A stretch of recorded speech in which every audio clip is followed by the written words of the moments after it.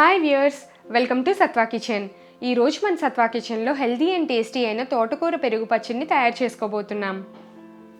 ఈ పచ్చడి టేస్ట్తో పాటు మన రోగనిరోధక శక్తి పెరగడానికి కూడా చాలా సహాయపడుతుంది. పైగా తక్కువ ఇంగ్రీడియంట్స్తో చాలా సింపుల్గా తయారు చేసుకోవచ్చు. మరి ఇక లేట్ చేయకుండా మన రెసిపీని స్టార్ట్ చేద్దామా?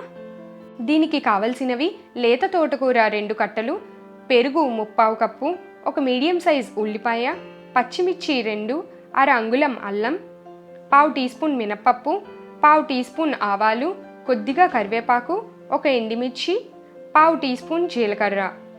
ముందుగా తోటకూరను శుభ్రంగా కడిగి చిన్నగా కట్ చేసి పెట్టుకోవాలి. తరువాత అల్లంను కోరుకొని ఉల్లిపాయ పచ్చిమిర్చిని కూడా చిన్నగా కట్ చేసుకోవాలి. ఇప్పుడు ఒక ప్యాన్లో 1 టేబుల్ స్పూన్ ఆయిల్ వేసి వేడెక్కనివ్వండి. ఆయిల్ హీట్ అయ్యాక ఆవాలు, మినపప్పు, జీలకర్ర, ఎండుమిర్చి, కరివేపాకు వేసి కొద్దిగా వేయించండి. తాలింపు వేగిన తర్వాత ఉల్లిపాయ, పచ్చిమిర్చి, అల్లం తురుము వేసి లో ఫ్లేమ్లో కొద్దిగా ఫ్రై చేసుకోండి. ఓవర్ కుక్ చేసుకోకుండా పచ్చివాసన పోయే వరకు లో ఫ్లేమ్లో 2 నిమిషాలు ఫ్రై చేసుకుంటే సరిపోతుంది. పచ్చడి తినేటప్పుడు ఉల్లిపాయ తగలాలి. ఇలా వేగాక వీటిని ఒక బౌల్లోకి ట్రాన్స్ఫర్ చేసి చల్లార్చుకోండి.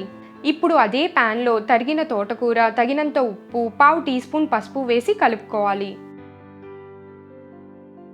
తోటకూర నుంచి నీరు వస్తే మగ్గిపోతుంది. లేదంటే చూసుకొని కొద్దిగా నీళ్లు వేసి పచ్చివాసన పోయి నీరంతా ఇంకిపోయే వరకు మూత పెట్టి మగ్గనివ్వండి.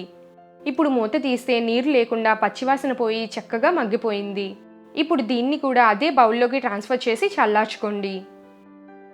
ఇప్పుడు చల్లారిన ఈ మిశ్రమంలో పెరుగును వేసి అంతా మిక్స్ అయ్యేట్టు బాగా కలుపుకోండి. అంతేనండి, ఎంతో టేస్టీ అండ్ హెల్దీ తోటకూర పెరుగు పచ్చడి రెడీ అయిపోయింది. ఇది అన్నం, రోటీ, చపాతీలోకి మంచి కాంబినేషన్. ఇలా సింపుల్గా తయారు చేసి పిల్లలకి సర్వ్ చేయండి, చాలా ఇష్టపడతారు.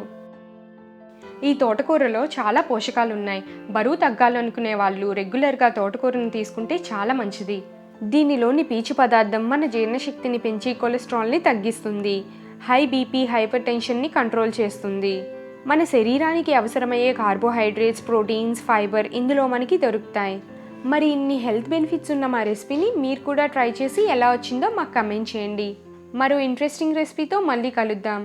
Thanks for watching.